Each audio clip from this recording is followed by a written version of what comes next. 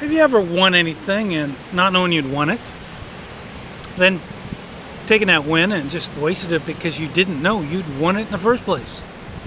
Well, you wouldn't be the first. This is one of the most common high performance failures that there is.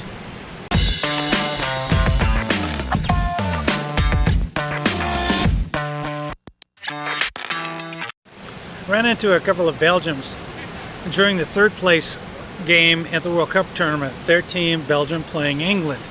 The Belgians were highly exercised that they had lost to France. France, early goal, a one-touch goal, and then they just shut it down, put 11 men behind the ball and packed the area in front of their goal, and Belgium couldn't crack it. Courtois, their great goaltender, called it anti-football. It was and France won the game and won the tournament. SOS. Was it cynical? Yeah, but it was effective. It was good tactically too. But the big thing here with the Belgians was that they're thinking, France won and we lost. No. I brought them into the idea of circumstances. You get into big competitions and things bite. You get a bad official, see Croatia in the final, and Croatia got bit. Two really bad calls from the official changed the whole game, and France won it. So, you go into a big event, you get clipped. This happens constantly. Okay? One of the best teams at getting into big tournaments or big events is the New England Patriots in the NFL. They have got, 16 of 20 times in the last 20 years, 16 of 20 times into the playoffs, 80% getting into the playoffs. Of the Super Bowls they've played in it, they've played in 10, they've won 5, 50%. So they've gone to the dance a lot. They've dealt with circumstance. They've surfed it. They've come out with 50% winning in the Super Bowl. They get to the dance a lot.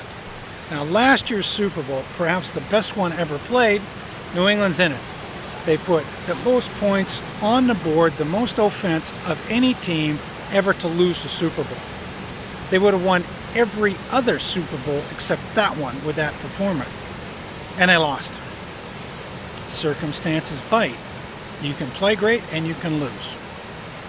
Croatia played fantastic, probably better than France in the final. The referee gave France 2 crap opportunities.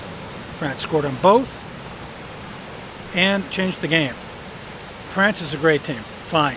Good winner. Terrific. Croatia, great team. Not win. They were terrific. Belgium, great team. They didn't win either. And wow. Going forward, Belgium, if they don't waste the not win, if they don't throw out what they've got, are in an absolutely terrific position to go forward into the next tournament, the European Championships, and the next World Cup. We've got this mental malware thing that says winning and losing is a dichotomy. It's not. There's 5 points of inflection, at least. A big win, not win, losing, and cracking. At least 5 points of inflection. So that sometimes when you're on a go-forward basis, you know that if you win big like France, 4 or 5 teams that have won the World Cup tournament in the next tournament don't make it out of the group stages. The not-win position gets you into the big win gets you into the lose position. So France going forward, next World Cup tournament, you think they're going to win? Based on the numbers, they won't. Winning 2 in a row, virtually impossible. France wins big, moves to the loss. Belgium doesn't lose, gets a medal, positions themselves to win. That's not a loss for Belgium. And it may be a loss going forward for France. You take your big win and then you get a loss. You take your not win, you set it up to go for the big win. But you have to know that you've won something to use the not win to go forward. Now, the thing that you want to lose, personally, you want to lose big time, is the mental malware in your head that says it's a win or it's a loss, it's a dichotomy. It's not. This idea, a win is a win and a loss is a loss and there's nothing in between, belongs in the dumpster throw a match in it.